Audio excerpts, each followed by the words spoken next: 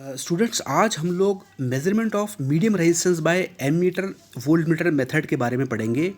इसके पहले मैंने आपको मीडियम रेजिस्टेंस नापने का एक मेथड पढ़ाया था, सब्स्टिट्यूशन मेथड।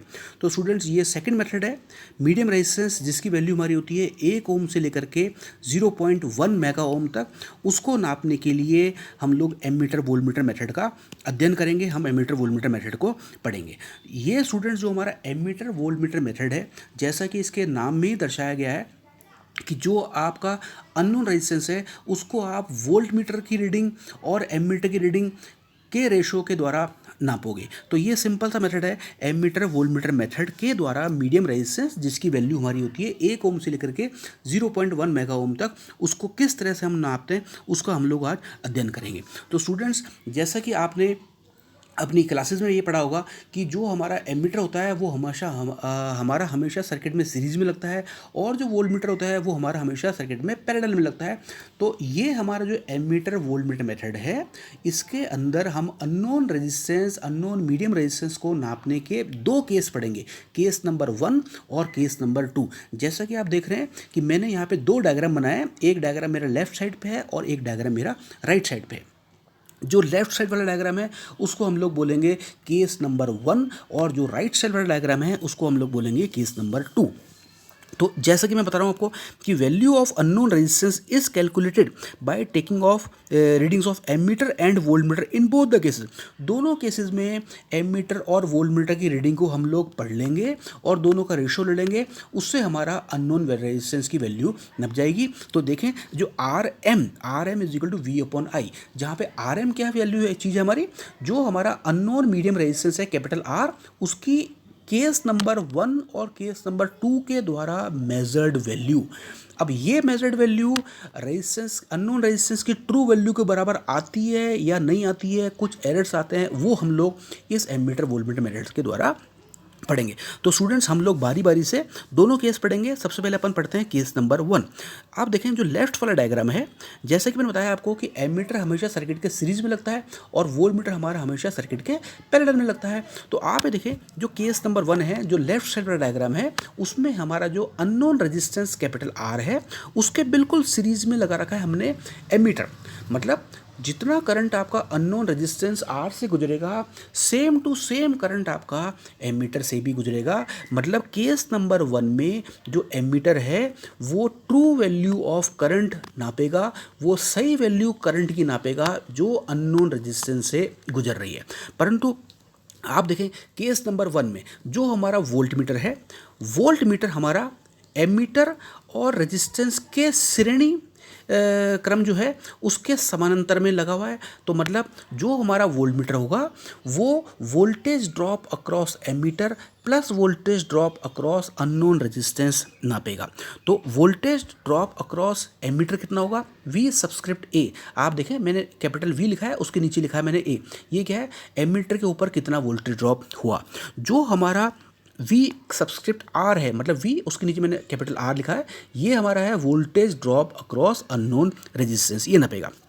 तो स्टूडेंट्स, आप देखें, केस नंबर 1 में आर एम वन क्या है, अननोन रेजिस्टेंस की वैल्यू केस नंबर 1 में जो हम नापेंगे, that is measured value of unknown resistance using case number 1, that is equal to R M one is equal to V upon I. मैंने बताया we क्या है, वोल्टेज जो वोल्ट मीटर के द्वारा नापा जाएगा, और आई क्या है, करंट जो एमीटर के द्वारा नापा जाएगा। अब V कितना होगा, V is equal to V R plus V A. जैसे कि मैंने बताया, आपकी जो वोल्ट मीटर है वो केस नंबर 1 में एमीटर के ऊपर कितना वोल्टेज ड्रॉप हुआ वो, प्लस अननोन रेजिस्टेंस के ऊपर कितना वोल्टेज ड्रॉप हुआ वो, दोनों का जोड़ नापेगा। और आई क्या है, एमीटर से गुजरने वाला करंट। एमीटर डायरेक्ट रेजिस्टेंस के सीरीज में लगा हुआ है, तो एमीटर सही रीडिंग पड़ेगा। तो R M one is equal to V R plus V A upon I. अब वी आर कितना होगा, ओम्स लॉ के द्वारा V R is equal to I into R. ऐसे ही वी ए कितना होगा, आई इंटू आर ए। जहाँ पे स्टूडेंट्स जो आर ए है वो हमारा एमीटर का इंटरनल रेजिस्टेंस, एमीटर का आंतरिक प्रतिरोध कहलाता है। तो स्टूडेंट्स आप देखें केस नंबर 1 के द्वारा RM1 is equal to IR plus IRA upon I। ऊपर और नीचे से I को कैंसिल करके हमारे को एक इक्वेशन मिलती है RM1 is equal to R plus RA।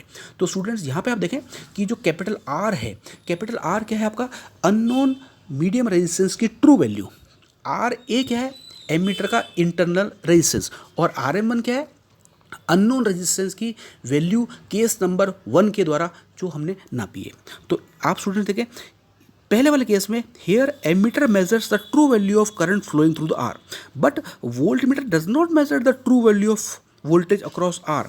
Voltmeter indicates the sum of voltage across emitter and measured resistance.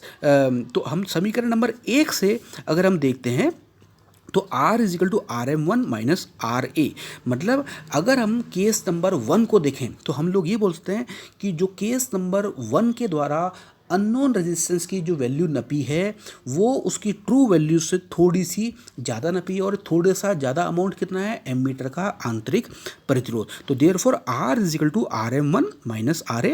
इसमें से हमने RM1 कॉमन लिया तो R is equal to RM1 bracket open 1 minus RA upon RM1, जहाँ पे मैंने बताया आपको RA क्या आपका एमीटर का इंटरनल रेजिस्टेंस। तो हम लोग ये बोल रहे हैं कि जो अननोन रेजिस्टेंस की वैल्यू हम लोगों ने केस नंबर 1 से नापी उसको हमने बोला RM1, वो उसकी ट्रू वैल्यू से थोड़ी सी ज़्यादा आई है। अगर हम लोग चाहते हैं कि केस नंबर 1 से हम अननोन रेजिस्टेंस की एक्चुअल वैल्यू नाप लें तो समीकरण नंबर 1 में अगर हम लोग ये मानते हैं कि RA को हम लोग 0 ले लें, मतलब एमीटर का आंतरिक प्रतिरोध हम 0 ले लें, तो हमारे को इक्वेशन मिलती है RM1 is equal to R। तो इसका मतलब ये हुआ स्टूडेंट्स जो केस नंबर 1 है इसके द्वारा हम लोगों ने अननोन रेजिस्टेंस की वैल्यू को सही नहीं नापा, उसमें थोड़ा सा एरर आया, और वो थोड़ा सा एरर का अमाउंट कितना है एमीटर का अननोन रेजिस्टेंस। अगर हम लोग इसमें ये अप्रॉक्सीमेशन मानते हैं कि एमीटर का इंटरनल रेजिस्टेंस हम लोग 0 मान लेते हैं तो केस नंबर 1 के द्वारा भी हम लोग कह सकते हैं कि हम लोगों ने अननोन रेजिस्टेंस की एक्चुअल वैल्यू को ट्रू वैल्यू को नाप लिया। अब स्टूडेंट्स हम लोग पढ़ते हैं केस नंबर 2।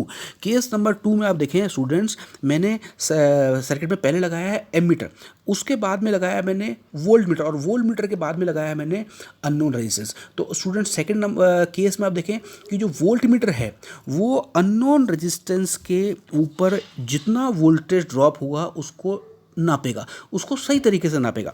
मतलब केस नंबर 2 में हम लोग ये बोलते हैं here volt meter measure the true value of voltage across the unknown resistance, but ammeter जो है इस सेकंड वाले केस में सही रीडिंग नहीं नापेगा। एमीटर क्या नापेगा इसमें, ammeter measures the sum of current flowing through the unknown resistance and the volt meter. जो आपका केस नंबर 2 है उसमें एमीटर जो हमारा करंट नापेगा जिसको हम बोलते हैं कैपिटल I, वो कैपिटल I की वैल्यू हमारी होगी capital I is equal to IV plus IR, जहाँ पे IV क्या है वोल्ट मीटर से गुजरने वाला करंट, और IR क्या है अननोन रेजिस्टेंस से गुजरने वाला करंट। तो केस नंबर 2 में हम जो नापेंगे अननोन रेजिस्टेंस की value that is measured value of unknown resistance, उसको हम लोग दर्शाएंगे RM2 से।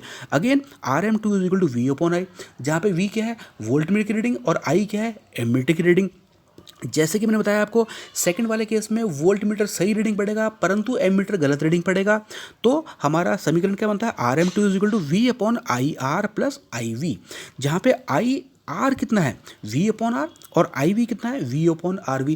अब स्टूडेंट्स यहाँ पे जो RV हुआ, RV क्या है हमारा वोल्ट मीटर का इंटरनल रेजिस्टेंस, वोल्ट मीटर का आंतरिक प्रतिरोध। जो स्टूडेंट्स आप देखें हमारा समीकरण नंबर 2 है, इस समीकरण नंबर 2 को अगर हम लोग ध्यान से देखें तो हमारे को एक चीज़ इसमें नज़र आ रही है कि जो हम लोगों ने अननोन रेजिस्टेंस की वैल्यू को नापा है, मतलब उसको हमने किससे दर्शाया RM2 से, तो RM2 की वैल्यू जो है वो अननोन रेजिस्टेंस की जो ट्रू वैल्यू है जिसको हम लोग बोल रहे हैं कैपिटल R, उससे थोड़ी सी कम है, और वो थोड़ी सी कम वैल्यू हमारी कितनी है RV कितना है आपका वोल्ट मीटर का इंटरनल रेजिस्टेंस। तो हम लोग क्या बोल सकते हैं कि इक्वेशन नंबर 2 से the measured value of resistance is less than it's true value.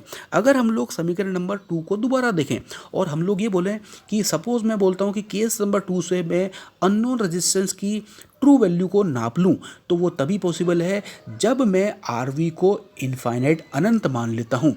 अगर मैं वोल्ट मीटर के इंटरनल रेजिस्टेंस को इनफाइनाइट मानता हूँ तो मैं ये बोलता हूँ कि समीकरण नंबर 2 से RM2 is equal to R, मतलब दोनों ही केस से, केस नंबर 1 और केस नंबर 2 से हम लोगों ने जो मीडियम अननोन रेजिस्टेंस की वैल्यू नापी, वो दोनों ही केस में हमारी वैल्यू के अंदर थोड़ा बहुत एरर आया, और उस थोड़े बहुत एरर को हम लोग ख़त्म करने के लिए हमको कुछ अप्रॉक्सीमेशंस करने पड़े। केस नंबर 1 में हमको ये मानना पड़ा कि एमीटर का इंटरनल रेजिस्टेंस हम लोग 0 मान लें।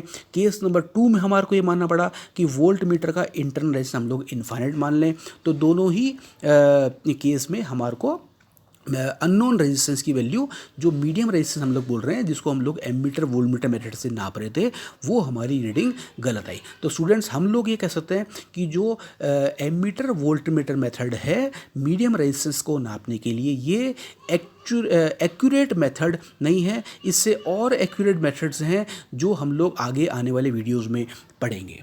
Thank you. मैं Mukesh Shahi, lecturer electrical, government polytechnic college Rajsamand. Thank you.